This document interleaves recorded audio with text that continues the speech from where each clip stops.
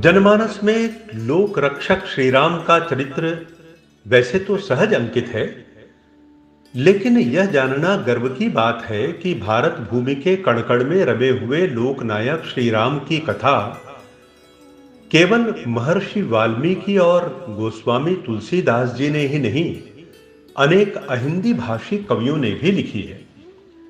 इससे मर्यादा पुरुषोत्तम श्री राम की लोक जीवन में सर्वव्यापकता प्रमाणित होती है। हिंदी के आरंभिक रूप को प्राकृत के बाद की भाषाओं के अंतर्गत अपभ्रंश के रूप में जाना जाता है। हम आपको बता दें कि इसके प्रमुख कवि स्वयंभू ने जैन मत के प्रवक्ता होकर भी राम कथा पर आधारित पौम चरिऊ जैसी 12,000 पदों वाली कृति की रचना की।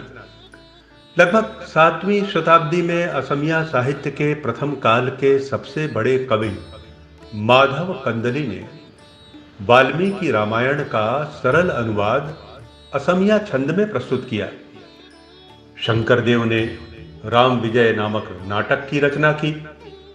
उधर उड़िया साहित्य के प्रथम प्रतिनिधि कवि सारला दास ने विलंका रामायण की रचना की।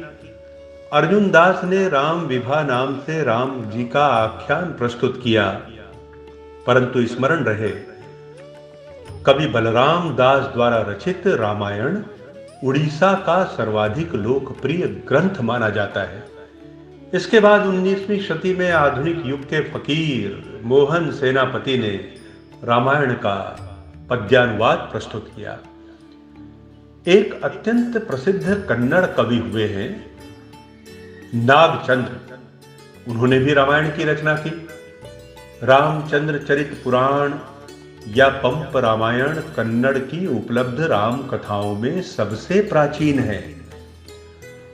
15वीं शताब्दी से 19वीं शताब्दी के बीच नरहरि या कुमार वाल्मीकि नामक एक कवि की वाल्मीकि रामायण के आधार पर तोरसे रामायण सामने आई। 19वीं शती में देवचंदर नाम के एक जैन कवि ने राम कथावतार लिखकर जैन रामायण परंपरा की बुनियाद रखी। 1750 से 1900 के मध्य प्रकाश राम ने रामायण की रचना की। 18वीं शती के अंत में दिवाकर भट्ट ने कश्मीरी रामायण प्रस्तुत किया। 14वीं शताब्दी में आशा सत ने गुजराती में रामलीला विषयक पदावली से जनमानस को प्रभावित किया। वर्तमान में समूचे गुजरात में 19वीं शताब्दी की गिरधर दास रामायण सर्वश्रेष्ठ और सर्वाधिक लोकप्रिय मानी जाती है। अब बात तमिल भाषा की करते हैं। चक्रवर्ती महाकवि कंबन हुए हैं जिन्होंने कंब रामायण नामक प्रबंध काव्य की रचना की। तेलुगु साहित्य के दूसरे पुराण युग के सबसे पहले रंगनाथ रामायण और फिर भास्कर रामायण की रचना का इतिहास अपने आप में विशेष महत्व रखता है। भास्कर रामायण को तेलुगु का सबसे कलात्मक राम काव्य माना जाता है। यह जानना भी रोचक है कि सिखों के 10वें गुरु गोविंद सिंह जी न केवल धर्म गुरु थे, वरन एक महान संत, योद्धा और कवि भी थे। उनके द्वारा रचे गए ग्रंथों में एक महत्वपूर्ण ग्रंथ है रामावतार। गोविंद रामायण के नाम से उसे जाना जाता है। पंजाबी भाषा की यह रचना वास्तव में अत्यंत महान है। तुलसीदास से 1 शताब्दी पूर्व बंगला के संत कवि पंडित कृतिवास ओझा ने रामायण पांचाली नामक रामायण की रचना की। महाराष्ट्र के संत कवि गोस्वामी तुलसीदास जी के समकालीन थे। उन्होंने काशी में तुलसीदास जी से भेंट की थी। उन्होंने भावार्थ रामायण की रचना की। संत कवि का नाम है स्वनामधन्य एकनाथ जी।